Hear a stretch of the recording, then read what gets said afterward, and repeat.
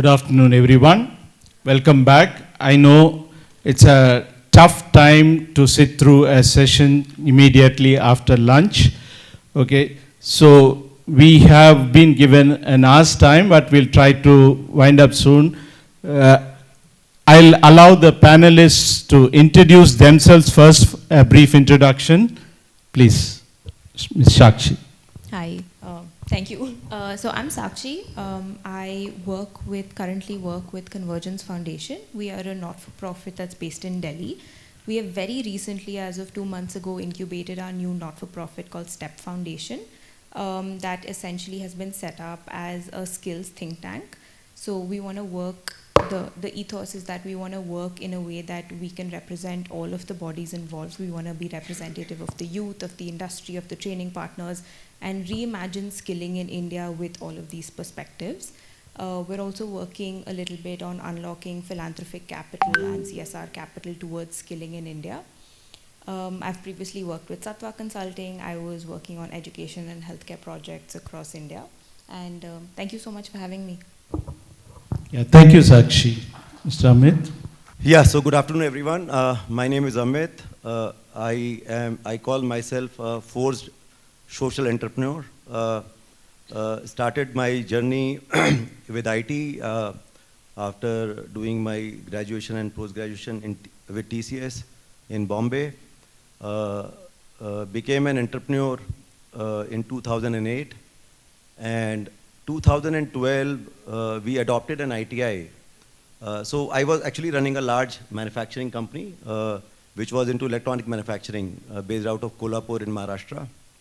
And being an engineer, somehow, I don't want to demean anyone here, but I always felt I am a Farji engineer, paper engineer, so to say, although I come from NIT, one of the NITs. I have not mentioned the name of the NIT here, so that no one...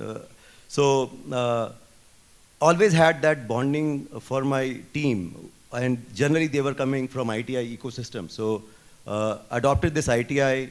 It was a government ITI near Kolhapur, which we adopted under PPP with Government of India in 2012. And as chairman I am still a chairman there. And when I saw so we were making electronic products. So LG, Samsung, we were making TVs for them. And you have to just go back 13 years. So we were teaching CRT TV, the Dabba Wala TV, cathode ray, to an electronic mechanic when top 5 brands in the country stopped selling that. So I went and fought with the then director, Bhutange Sahab. Aman knows him very, very well. So, sir, what is this? We cannot teach something to a youth which is redundant. Okay, you have to skill something which can give them livelihood for next 30 years, or at least over a foreseeable, today I cannot say 30 years, but yes, a foreseeable period of time. So he said, Amit, we run this program as implementation partner of DGET. Now it is DGT. That point it was DGET. So if you can do anything about it, good. Otherwise we are good friends. Let us have a cup of coffee. And that is where we decided as a team, yes, I think there is disconnect between academia and industry. And we curated first curriculum of its kind in India to train a technician on panel TV repair. And that with support of Sony and LG. And that's how our journey into skilling started in 2012. I am very nervous when I am sitting here for a simple reason. Don Bosco started their journey into skilling in India in 1906. I just got to know from Father Matthew. You guys are dons of skilling, and I am giving my views here. So I'm not too sure, but with a pinch of salt, yeah, so my story will continue. Thank you so much. Yeah, thanks, Amit.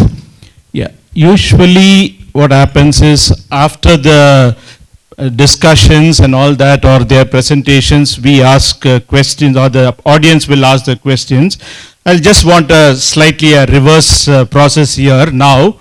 Okay, may I know how many of the people here sitting are either from the industry or employers or entrepreneurs? Can you just lift your hands, please? If you are an employer or an entrepreneur or a businessman or from a corporate, if any of these, if you fall under any of this category, can you lift your hands, please? One. Anybody else? Anybody else? Okay. You also, you are from the industry. Okay. And I'm assuming that the others are all from the organizations which provide the skills. Am I right? Can I take it that way? Okay. Fine. My first question to the people who have raised your hands, okay, what difficulty or challenge you face with regard to the skills for your company or your industry or your nature of work?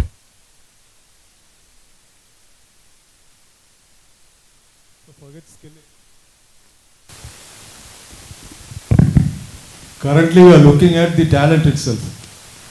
Oh, talent I've come itself to- is a challenge. Yeah, I've come for that. Okay, so you You come do to the hunt skilling. talent here? I'll come and introduce what I'm looking for. Okay. So, I've come for a problem, okay, where we have solutions here. Okay, good. May I know what exactly is the problem? If you can briefly say. Talent. Talent is a issue. Okay. Good afternoon. So I represent NASCOM and I am part of the skill development initiative. Though we are an industry body, I am taking care of the industry initiative, which is called Future Skills Prime. So we are also, on the run to get the upskilling and the reskilling activities in the country. Great. So NASCOM, a big body, future skills, blah, blah, blah. Sounds very interesting. Now, maybe a couple of you from the people who are in this business of skilling and upskilling, whatever it is. What are the challenges that you are facing? Anybody? Just quick 2, 3, so that the discussions can be directed towards that.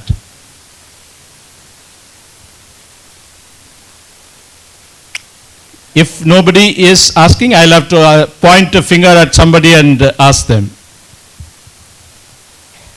Yes, please. Bridging the gap between the industry and the institution. Could you be a little more specific, please? Bridging the gap again.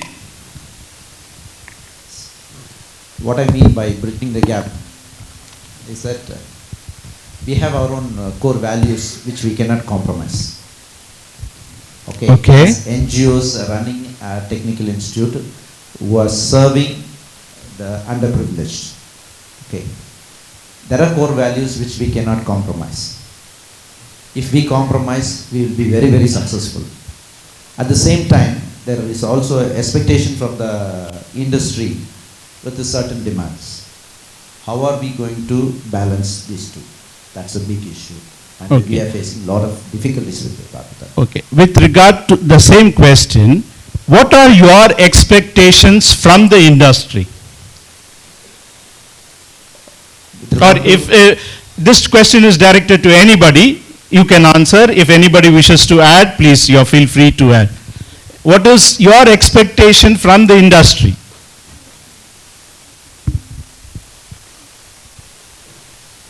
Yeah, you can also answer. Somebody else can also, anybody. Expectations from the industries. Yes. Number one could be, funds to run. I will answer to the first question what you probe. What are your problems in the vocational education? Is obviously the funds, and the second now new problem what we are seeing is getting the learners for the vocational education. Oh, getting learners itself. It's getting a big challenge now because all the new learners, the Gen Zs or prior to that, they are more happy with the gig economy. So they are very happy with that kind of jobs. Probably they might come back to us in their early 30s or late 30s, but they will surely come back. But now to bail out the current situation in this next 5 years, we are not getting the learners. And when I say the industries, okay, they are open to come, but we see current, I'm not I don't want to disappoint anybody here, but most of the industries are happy working with the government policies, with the government institution. They don't want to come to the private institutions like us.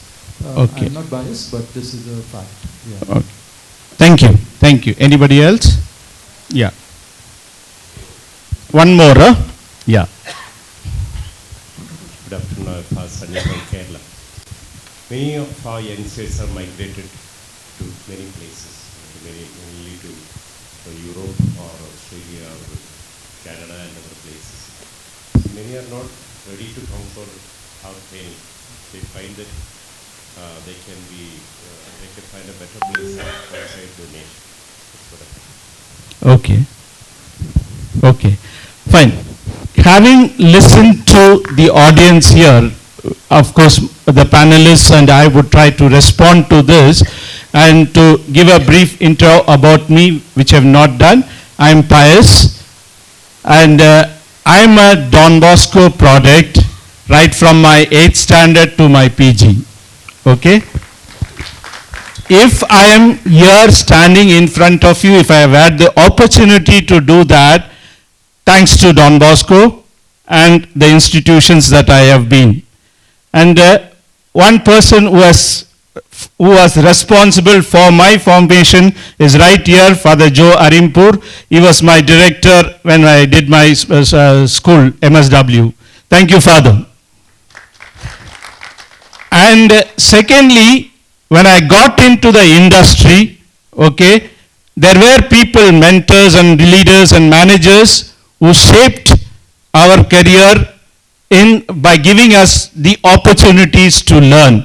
And one of them is Mr. Deenadayalan, whom you have heard as a moderator. I started my career in Titan with him as the boss, and the next to him, Mr. Wilson, as my immediate manager. So they are also the people who have been helpful for my formation, and subsequently I've traveled in the corporate world for about 30 plus odd years. Now I am mostly an house husband, okay, and if time permits, I do some amount of consulting work, okay. All right.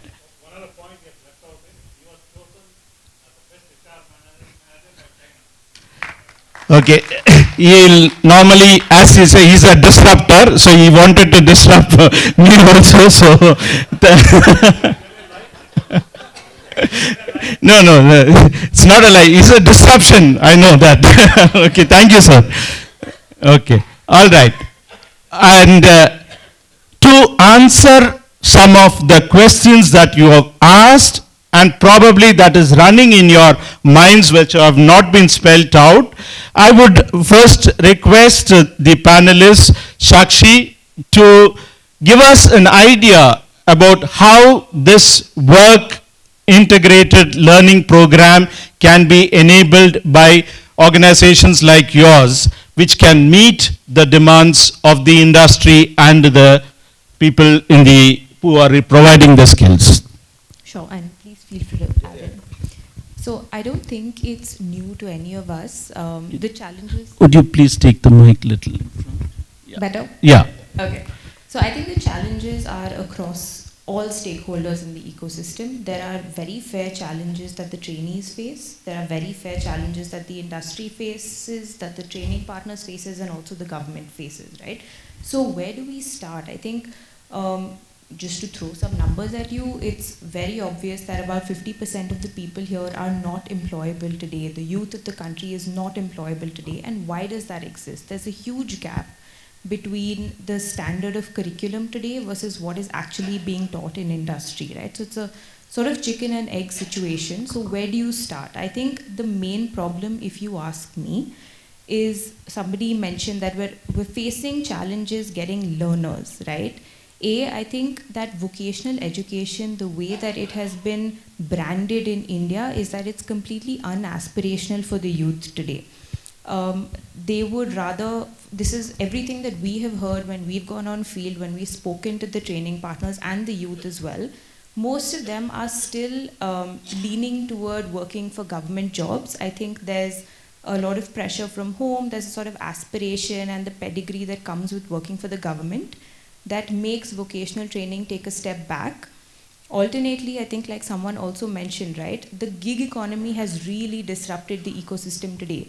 So if somebody without any skills can become, say, a Zomato delivery driver earning about 25,000 rupees a month, why would they invest, say, 3 years of their life in a skilling program when there's no clear wage premium for it, right? If you go to the industry, so this is where the industry also comes in, where you have to now recognize that there's a time commitment and an investment made from the part of the student to be able to upskill, and you now have to value that either in monetary terms or in other benefits, which currently doesn't happen. So I think there's a huge gap both on the side of the trainees as well as on the side of the industry partners.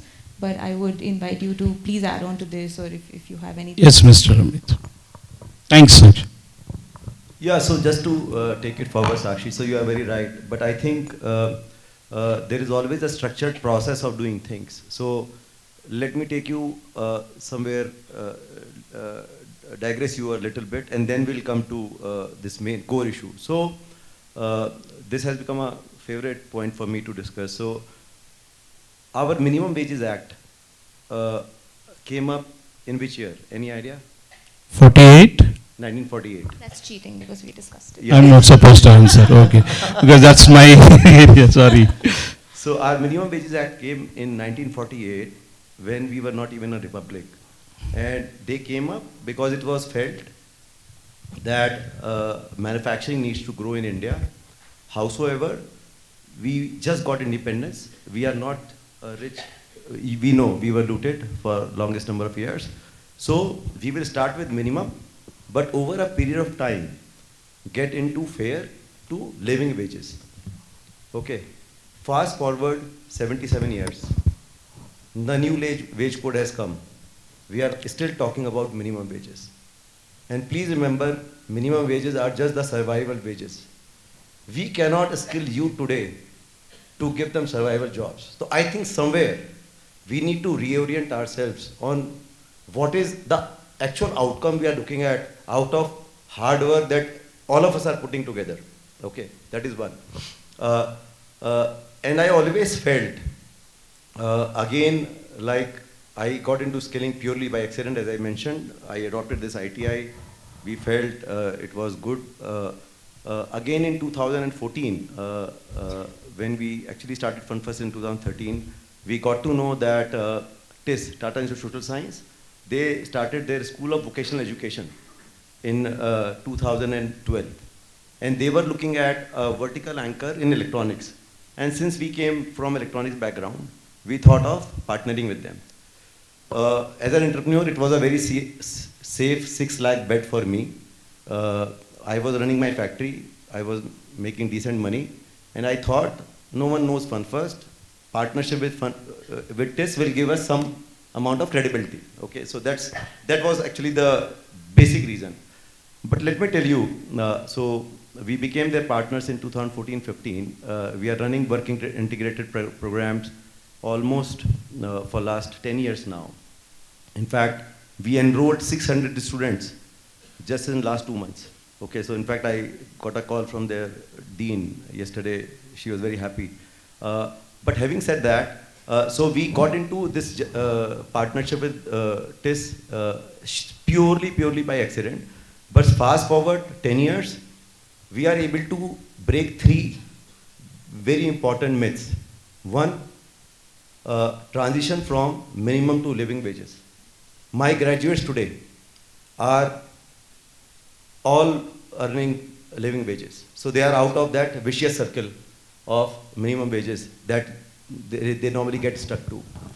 One very interesting thing, in fact, as I told you, I think 2 of the people who I really admire in this group, one is Amar, because he is my go-to person whenever I have anything in mind to talk, because we are very near. So he is in Kurla, I am in Vikhroli, so just like 6 kilometers away. Okay, so one of the very interesting pieces which we saw, I will not name the corporate, but blue collar, Amit, why are you doing this?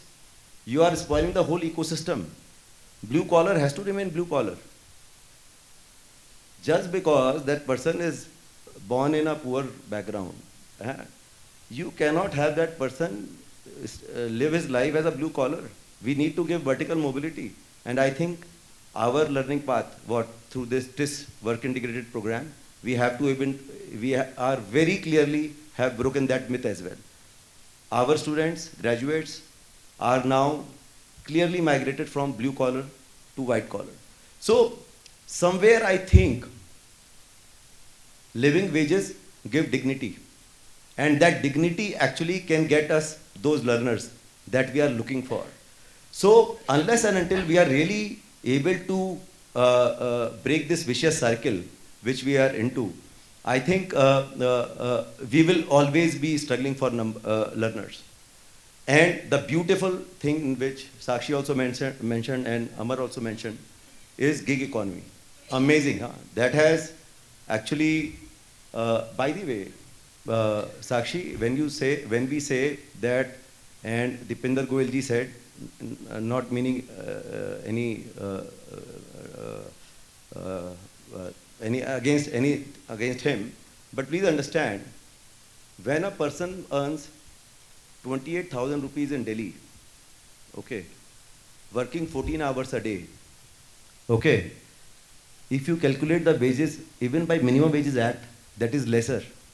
Because the Minimum Wages Act, minimum wages there are 18,000 rupees, okay, and then you have to pay double the amount of OT overtime, you know, as manufacturing people. So his or her legal wages are actually more than that. But I think what youth, in addition to that, is also looking at flexibility, okay, and again, one very important myth actually which I want to highlight to everyone is, when we look at our learners, I think again we need to change perception about them. I think what we feel is they are not serious, but gig economy has changed that perception. They work 14 hours a day today.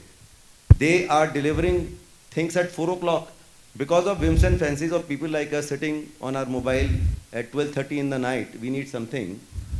They deliver. They deliver at 4 o'clock. So we have to really, really respect our youth who is ready to deliver, provided they see value. They don't see that they are getting exploited. So I think somewhere, as people who are responsible for the ecosystem, we need to take cognizance of these items and work integrated. And one very important dimension, we always know 70-20-10 law of learning, principle of learning.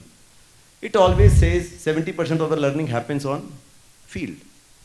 And that is where again I feel work integrated learning paths become so important. And now we have some models to actually decipher that. We have, I think NTTF has done some amazing work in that space. I saw we were talking about that. So yeah, so I'll pause here. Yeah. So Mr. Amit's gave an analogy about the minimum wages. Okay. So I was just reminded about something. There was a software engineer who just, immediately after passing his BE, okay, got into the industry, and that time training program or probation period, whatever it is, he was getting somewhere around 20,000 or so, okay. So we feel, yes, 20,000, decent to start with, okay. Then he told me, Pius, you know, there is a tea shop near my house, and there's a guy who makes parota. Okay, he's a parota master. So that parota master makes 30,000 a month. Okay, so he was asking, is by degree of BE giving 20,000? Instead of that, if I had learned the skill of making parota, probably I would have been richer. Okay, that is the kind of scenario that we are in. Everybody, lots of people are thinking about the gig economy, software, IT, blah, blah, blah, blah. How many of us are able to think about the other sectors which need people, which are lacking skill? We are talking about talent. Talent has been an issue then, now, and maybe later also. But how is that talent getting ready? Now, let me ask Sakshi, who talked about the talent part of it. Now, the people who are training or in skilling, they feel that people are not coming for this. What do you think could be the reasons, and how do you think this issue could be addressed? So, I think I want to highlight here that the way that essentially India is structured, right? You have certain demand states and you have certain supply states, right? Now, one of the challenges that we have seen when we speak to a lot of these youth that are being mobilized for programs is that they don't really have a career pathway for themselves. They are treated as just bodies on the field. You just need a number, say you need 100 candidates tomorrow. There's a bus that goes into a village, you fill the bus moves to the factory, and they have no sense of what their life looks like 3 years from now, 5 years from now, how much they can expect to learn, right? So the big gap in the argument of why gig economy might be a better alternative is that, see, you're a gig economy driver today. You will remain a gig economy driver 10 years from now. But what happens when your body stops functioning and you're not able to ride that, so you don't have any alternate skills to be able to earn you money then.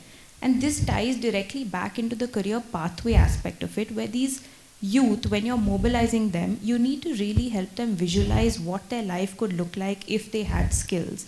And the way you do that is with very solid mentoring, with very solid counseling. Something that we have seen really works on the field is alumni that exist in their ecosystem, somebody from their village that may have gone to the same institute, coming back 10 years later and telling them that, I did this course. Because of this course, this is where I am today. I have bought this house, this parcel of land.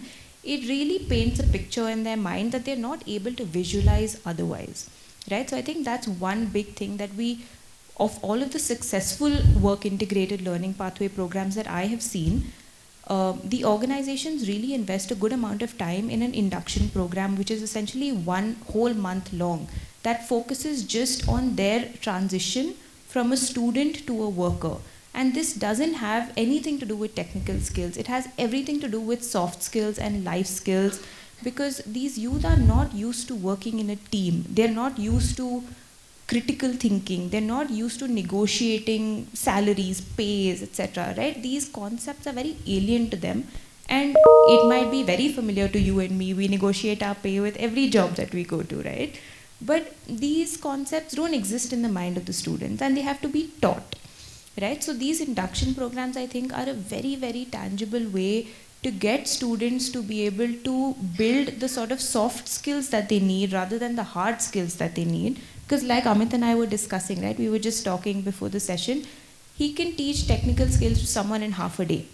But you can't teach soft skills to someone in half a day. That's really where the meat of the pie lies, right? And I think the second thing before I hand it over to Amit is that we've seen that for these children, migration is a huge, huge issue, a huge point of discomfort for them, right? So for example, they're in a village in South India, and UP is a huge demand state, right? So now they are having to migrate. There's a very lucrative job opportunity for them in UP. You would never think this, but one of the reasons that they are so uncomfortable, which they have voiced also to us, and that's how we know it, is that, Sakshi, our food patterns don't match. So I'm going to go there. I'm coming from a rice-eating state. I'm going to go there, work for a corporate. They're going to give me food that just doesn't align with my metabolism, doesn't align with my ecosystem, and then they expect me to work 10 hours on the shop floor. I can't do that, right? So these are the nuances that I think all training partners, all industry partners really need to pay cognizance to, because these are the ones that make or break the work integrated learning pathways. This is in my opinion, but please add.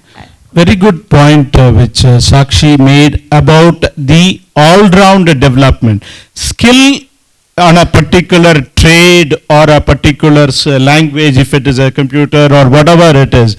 But learning and skill is a composite one. Just to take an example in my own case, the school, the Don Bosco institutions where I studied, we have to do our morning jobs, in the sense sweeping the floor or cleaning the toilets, or even it be working on the fields, whatever it is. We were trained in that small age to do all sorts of work. Okay? There is nothing called a menial work or anything. Everything is for your own good. So we were taught. And let me again come back. When we were in school, Father Joe Arimpur on Monday morning, he will stand right in front of the entrance of the building, and he says, have you brought your fieldwork report? Monday morning, 9 o'clock, fieldwork report has to be there. If it is not there, please go back, get your report done and come. 9 o'clock means 9. I'm saying, just to give you an example of the kind of discipline and the thing that they all taught us, and which is definitely, when we came into the industry, okay, all of these various developments or we were trained in all sorts of activities, sports, cultural, etc., etc.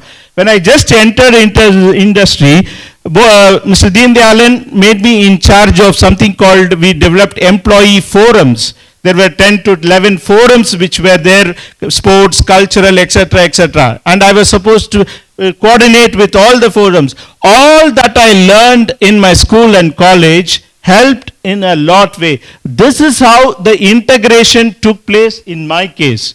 Okay, the work, what I learned and the work that I did got integrated. Had I not had that exposure, I'm not too sure how much I would have done.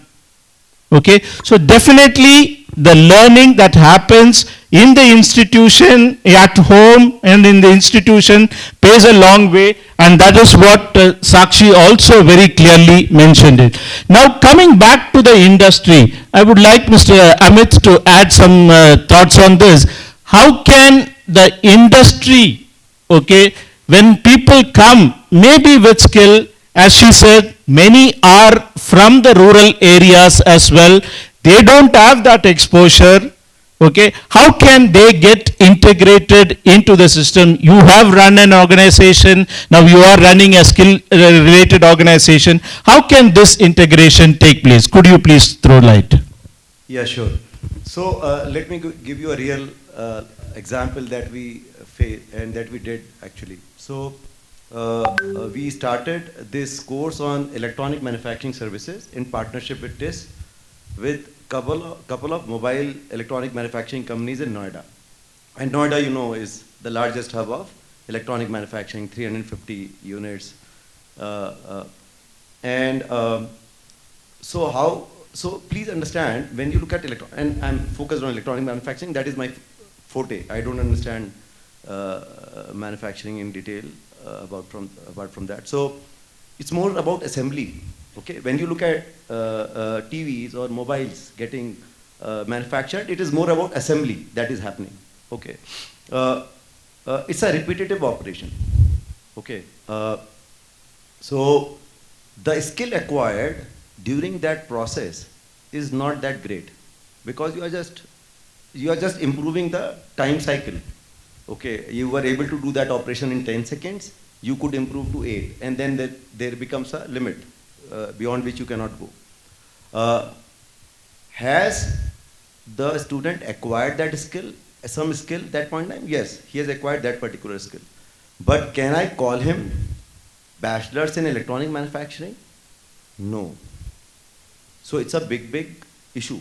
Okay, so there are various skills university that have cropped up over last 3-4 years because NEEM has gone. Okay, again a very sad tool to exploit. But how do you ensure? So here the collaboration between the implementation partner and industry becomes very pertinent. Okay, where we have to see that, and I think NTTF has amazing way of doing it. So when you can actually see the learning of the youth on the line. So what happened actually was, when our first batch came out, we told our customer that you will have to pay minimum so much to them. They said, why should we pay so much? What is the change they have done just by earning the graduation?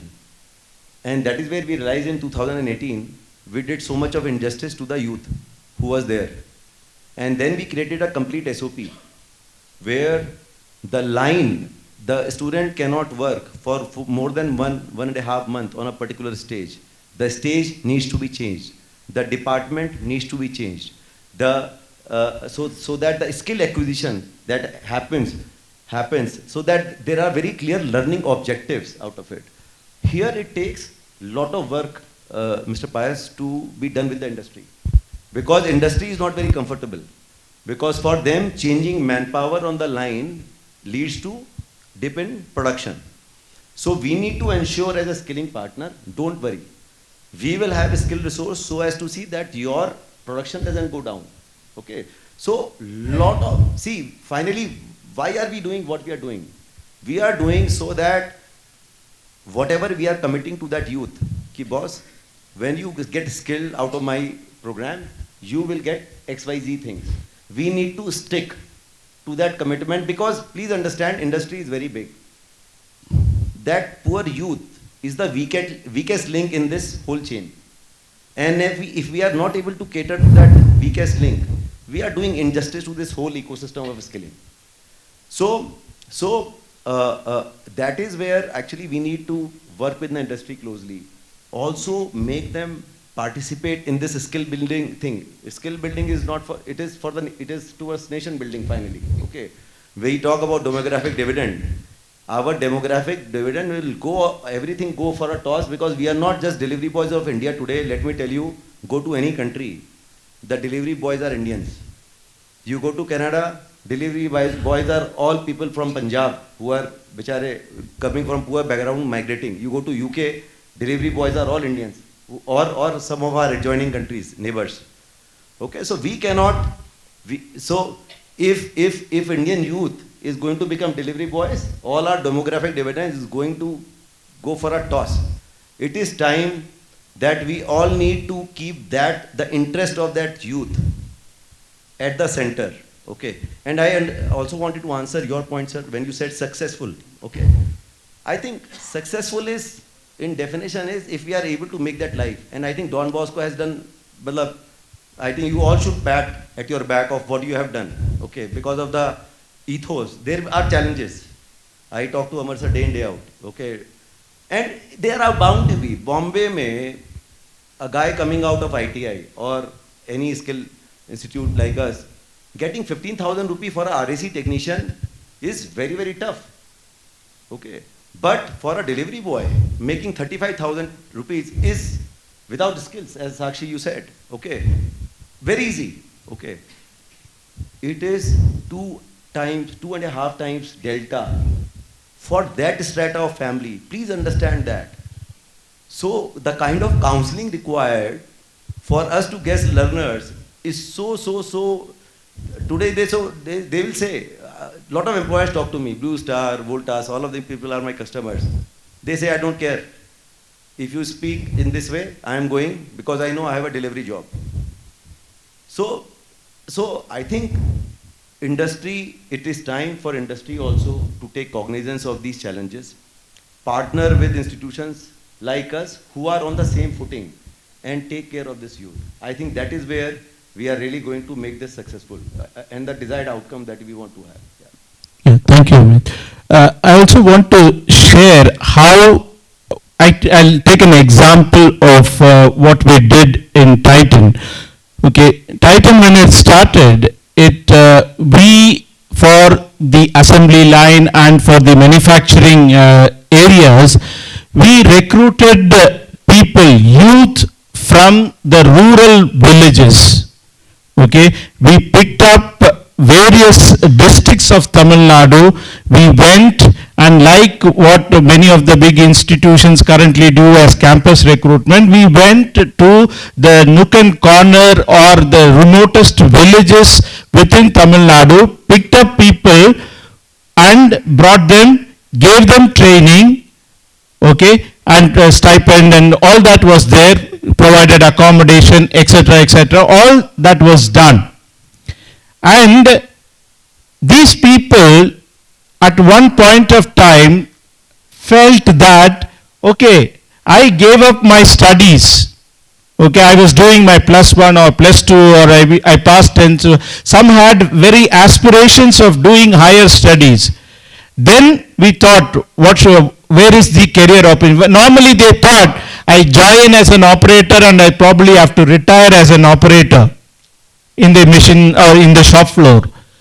No, not necessary. Then we brought in the idea of learn while you earn.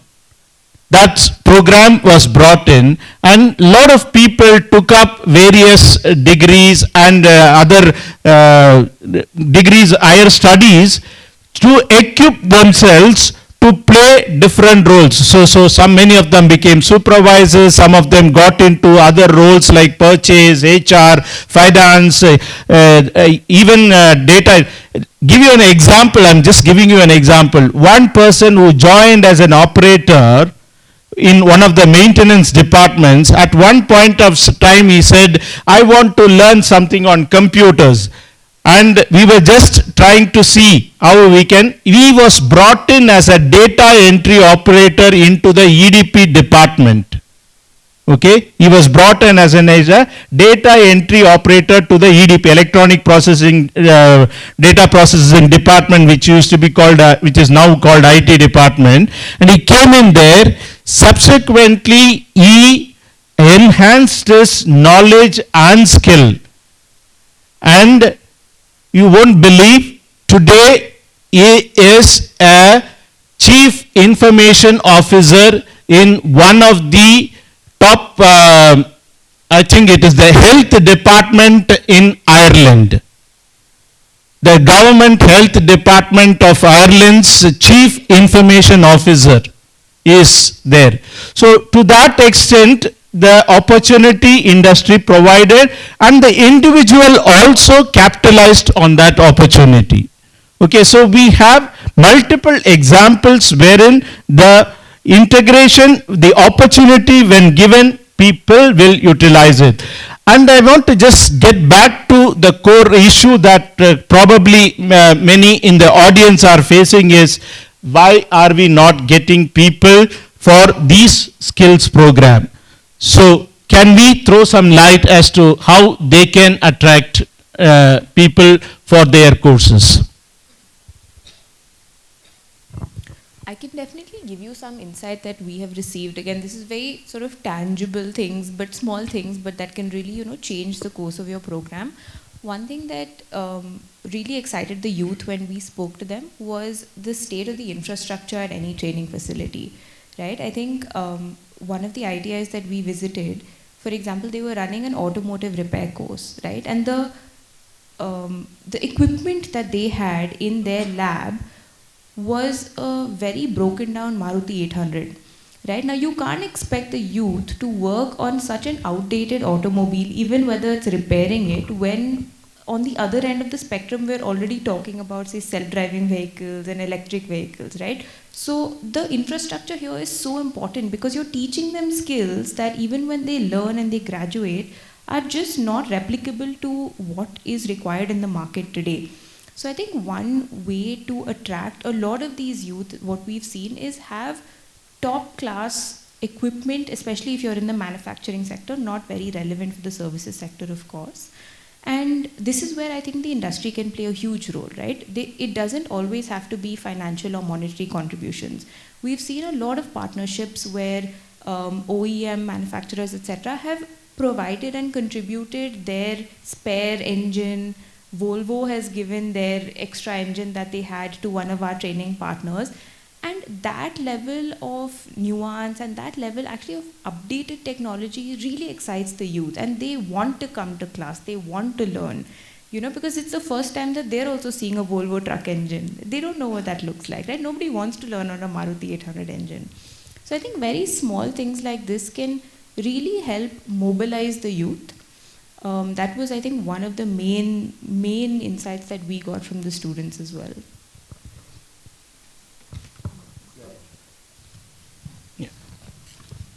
So I completely agree with you, Shakshi, but I also would like to add, so as an industry, I think what my request will be to first take ownership, okay? Yes, they are my team also. Actually, today there is a culture of subcontracting and deciding what is core, what is non-core, okay? But finally, they are part of your team, okay? So it starts from ownership, but I think, so I was part of AI Summit 2 days back in Delhi, and what I was actually looking at, this delta of salaries which are there, if somehow we can create courses now where for our ITIs, if we can look at diagnostic using AI, preventive maintenance, okay, database leading to manufacturing, okay. So I think that will help also better the profile of this youth, and where industry can also pay them higher wages, okay. So I think we need to use AI in a way where we can enrich the job content leading to higher wages. So those could be, in addition to, I completely agree, infra plays a huge role because that is what they see, okay. In addition, if we can also look at enrichment of this job, okay, and where industry becomes, they need to really partner here, okay, and take ownership. Yes, then I think, and couple of batches of success stories, and you are game. It is just that. So you just need to create those success stories out of alumni, what you mentioned, Mr. Pius. I think that is the way to go. Yeah, good point. And yeah, please. Add something here. I think in all of our conversations, right, we've spoken about trainees, we've spoken about the industry, we've spoken about training partners. I think one key stakeholder that we are missing in this conversation is actually the faculty themselves. I think what could really help is, see, if you take any educational institution, the way that they are ranked and the way that they are perceived in the market is the strength of their faculty. You know, how much research do they do? How many papers do they put out? What panels are they speaking at? What seminars are they attending, right? But now if you go to any of the educational institutions in India today, most of the faculty, most of the staff, they're already overburdened with all the work that they have to do, probably the work of 10 other people that are not showing up that they have to do, right? So there's no time for them to upskill themselves, to invest in actual research, invest in development. We don't really have any design studios in India today. We're not a thinking economy. We're more of a doing economy, right? We'll get it done, but no one is innovating, no one is thinking. And I think investing in the training of the faculty themselves is also something that we can really look at as a way to also attract more students, right? If we partner with industries to have, say, industry immersions for faculties, every 6 months you're spending about a week on the shop floor, learning new technologies, etc. It really gets the faculty's mind spinning as well, and I think that automatically trickles down to what they're teaching in a classroom, how they're teaching in a classroom, and therefore how much the student takes away and the quality of the skills that they are learning when they go home. You know, so I think that's also one thing that we can really invest in terms of improving the state of skills in India today. Great point, great point. Actually, while many of us grapple as to the talent has been an issue, as I said, then, now, and maybe later, okay? And somebody mentioned a point that we are not getting people. Can we also introspect as to why we are not getting people? As to, are our trainings relevant for the current times? Have we upgraded our learning methods? So these are some of the things that the institutions have to start introspecting, okay, and see what can be done. And definitely, for example, I'm telling you, many of you would have seen the ads of Usha. Okay, they have as a part of their CSR or whatever it is, they are reaching out to the remotest of villages where the women are empowered and they are doing a massive work, and many of them are employed productively and engaged. How is that was possible? Probably some women empowerment organization would have come up with an idea, or the organization has had this idea and somebody pitched in and got the thing. Okay, yet another example which I can relate and tell.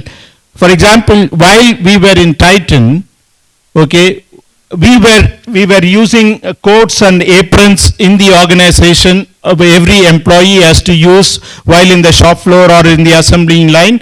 We were supposed to use aprons. These aprons have to be washed on a regular basis, and they have to be sent out.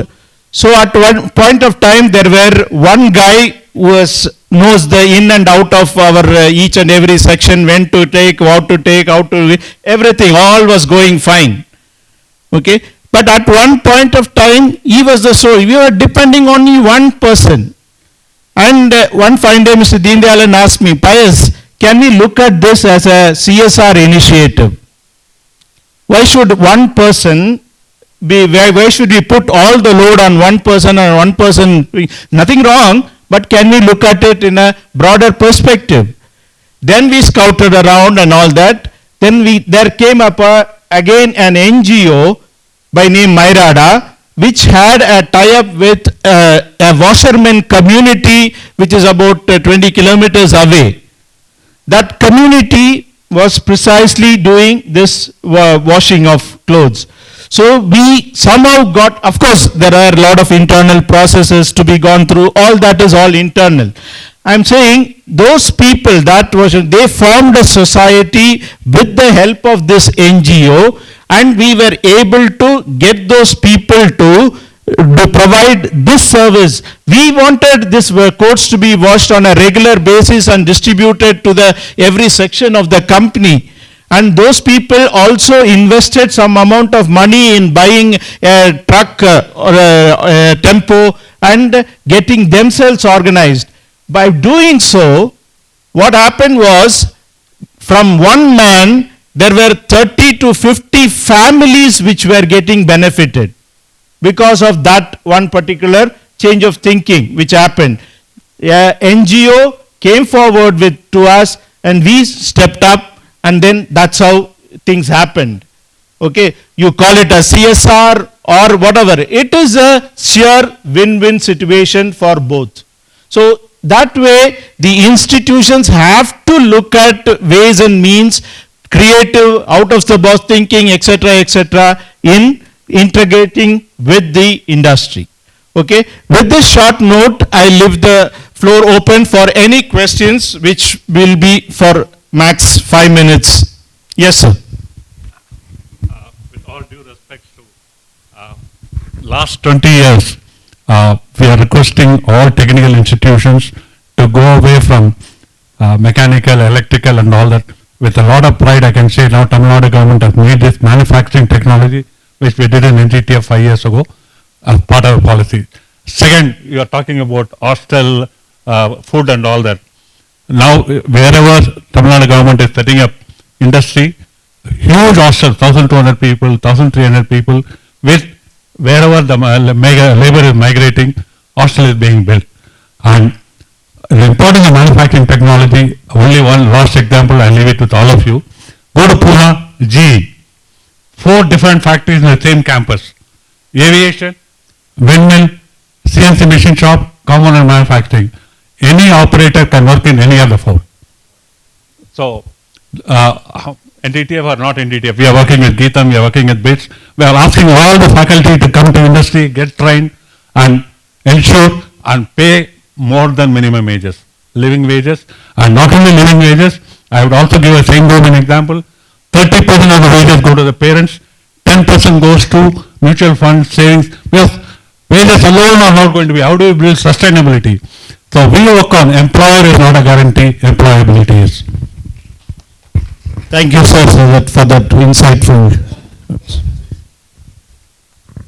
Anybody else out for questions?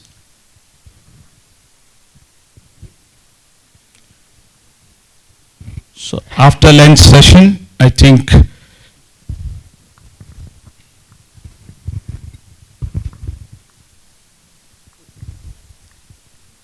yes, Cecil.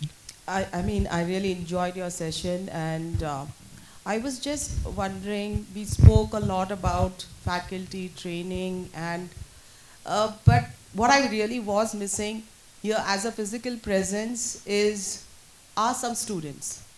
So would it have been beneficial if we had some students to represent themselves and their thinking here? I mean, I don't know, I feel like it's a beautiful session, but do you think this session would have been, even more enriching had I have a student here? I definitely think so, but I can tell you from my personal experience, getting a student from rural India to sit on stage in front of an audience and share their life experiences is going to be a little bit challenging. I think sorry? No, it's not about a language thing. I've just seen that they're very hesitant to share challenges, they're not very open with where they're struggling. I think they look at it as a pride issue.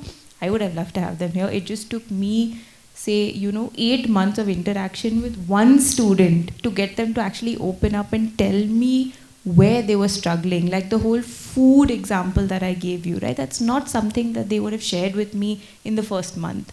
Because it's something so personal, I think they feel like it's a non-issue.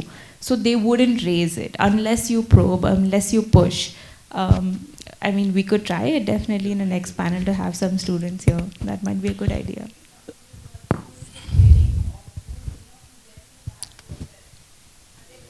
Yeah, Sorry. I would Sorry. definitely agree with you. If somebody was moved out of your system and was already in it, and if you had invited them, they would also probably give their perspectives.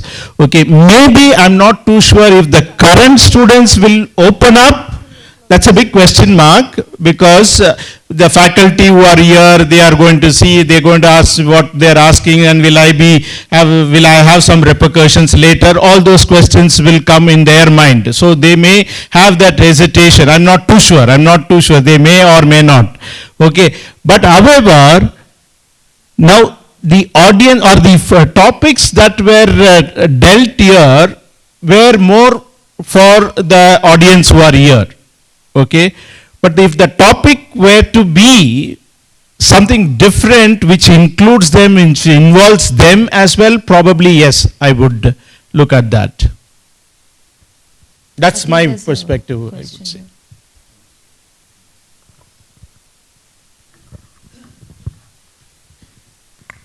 One of the challenge what we face is with the freebies and the paid courses. Yeah, that's the challenge, because the government is coming with on the schemes, multiplication, duplication, everything, fees. So here Mr. Amit had come up with one scheme which I would like him to mention about to factorize the 50% of the fees which comes from the foundation, and you made the BWalk, the bachelor's program too. If you're comfortable, you can share that, because I think that would be important for the audience to know that how we can subsidize the fees and make it less burden to the trainee or his parents. Yeah, good question. Since we are running short of time, we are already exactly 1 hour. If you would like to answer in short term, or if you want to take it offline, I'll leave it to you. So Amar sir, what has happened? So as I told you that we have been working on this program. We run 6 graduation pathways with them, starting 7th and 8th for girls, specifically in cyber security and AI area. So we reached out to various donors, and we were very lucky. Last year we could get a large grant from a foundation in US who is subsidizing almost 60% of the fees of the student. So if fees of the student was like this fees is about 39,000-40,000 rupees. So 24,000 of that is getting subsidized, and that vehicle is available to us. And I told you that we enrolled 600 students in TIS just in last 1.5 months. So that is available to us till June. So I would be happy if any, we are doing it in 6 cities right now: Assam, Shillong, Lucknow, Noida, Hyderabad, and Chennai. So would be open to any discussion. Thank you. Thank you. Probably one last concluding remarks you would like to make? I think I really enjoyed the session. If we had more time, I would have loved to also just touch upon how the kind of structural support that we could get from the government for work integrated learning pathways. There's not much that we can do about it, but it's always good to brainstorm, to talk about it. You never know who's listening, you know. So if we had more time, that would have been a great subject to touch upon. Yeah, for me, I think we need, all the stakeholders need to come together and create that ecosystem where vocational pathway is not considered as second class. It needs to be considered as parallel class. I think that is where, and a lot of countries have demonstrated it, Germany, Switzerland. We just need to, I don't want to say that because we are very unique as a nation, but I think if we can create parallel class, that would be something that we need to work on. And I think work integrated pathways is one of those solutions which I strongly scout for. Thank you, and I hope there were at least one or two takeaways for the audience here with regard to the panel discussions that we held. Thanks a lot from behalf of all of us here. Thanks for the opportunity given. Thanks to Don Bosco Tech Society as well.